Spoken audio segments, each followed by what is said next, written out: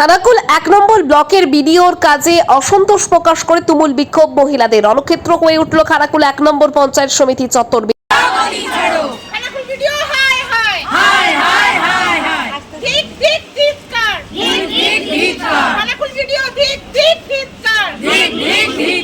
Video রুমে ঢুকে table চাপড়ানো থেকে শুরু করে দরজায় ধাক্কা, ভিডিওকে উদ্দেশ্য করে ক্ষোভে ফেটে পড়লেন মহিলারা। অভিযোগ, অন্নপূর্ণা যোজনার টাকা না পাওয়া, পেন্ডিং থাকা অন্নপূর্ণা যোজনার বেনিফিশিয়ারিদের মধ্যে বেছে বেছে তৃণমূলের পরিবারদেরকে সুবিধা পাইয়ে দেওয়া এবং বিজেপির পরিবারদেরকে বঞ্চিত রাখা, বিডিও অফিসে আগত সমস্যা নিয়ে সাধারণ মানুষদের সাথে দুর্ব্যবহার সহ একাধিক অভিযোগ। যাদের এখনো মনে হচ্ছে আমার সাথে আলোচনা হয়েছে, আমি চিৎকার চেঁচামেচি না করে এক একজন করে আসুন, আমি শুনবো, সমাধান যদি আমার হাতে থাকে আমি সমাধান করার চেষ্টা করবো, নইলে সেটা হায়ার অথরিটির কাছে আমি এসকেলেট করব। আপনারা এইভাবে চিৎকার চেঁচামেচি করে আলটিমেটলি কারোরই সমস্যার কিছু সমাধান হচ্ছে না, না আমাদের হচ্ছে না আপনারা, আপনি তো করছেন নি, হবে কি করে? ঠিক আছে, এক একজন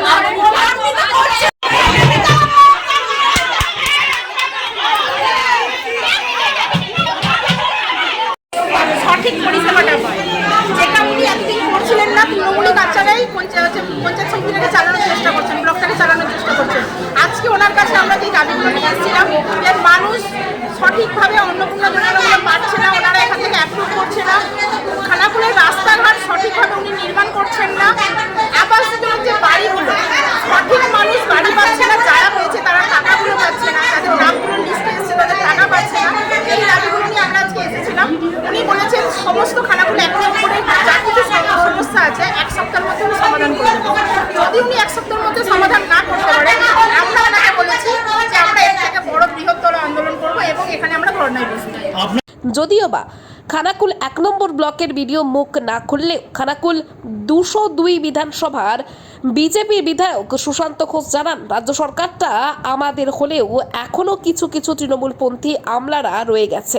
এর আগে অনেক অভিযোগ শুনেছি, আমি বিষয়টা নিয়ে ভাবছি, প্রয়োজনে ঊর্ধ্বতন কর্তৃপক্ষের কাছে পাঠানো হবে বিষয়টি।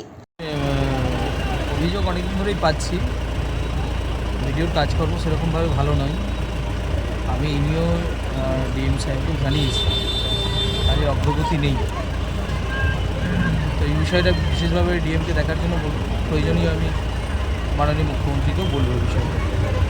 তারপর ডিএমের কাছ থেকে অনেক ধরনের অভিযোগ পাওয়া যাচ্ছে, অনেক মহিলা আমাকে অভিযোগ করছে, তারা আসছেন তাদের সাথে খারাপ ব্যবহার করছেন। আপনাদের তো রাজ্য সরকার, আপনারাই সব, তো আধিকারিকদের কি কন্ট্রোল করতে পারছেন না, না কি বিষয়? দেখুন, সব আধিকারিক তো আমাদের ছিলেন না, সব আধিকারিক তো আমাদের ছিলেন না, বা সব তো বিজেপি পন্থী ছিলেন, তৃণমূল পন্থী তাদের মধ্যে থেকে হতে পারে। সরকার তো আপনাদেরই চলছে, তো নিশ্চিতভাবে সরকার আমাদের চললে, আমাদের সরকার চলছে, নিশ্চিতভাবে আমরা আমাদের ঊর্ধ্বতন নেতৃত্বকে জানাবো, বাকি মাননীয় মুখ্যমন্ত্রীকে জানাবো। অনেক মহিলাই দাবি করলে এই ভিডিও অপসারণ হলে তাহলে সমস্যার সমাধান মিটবে, সরাতে বলছে অনেকেই, অনেক মহিলা।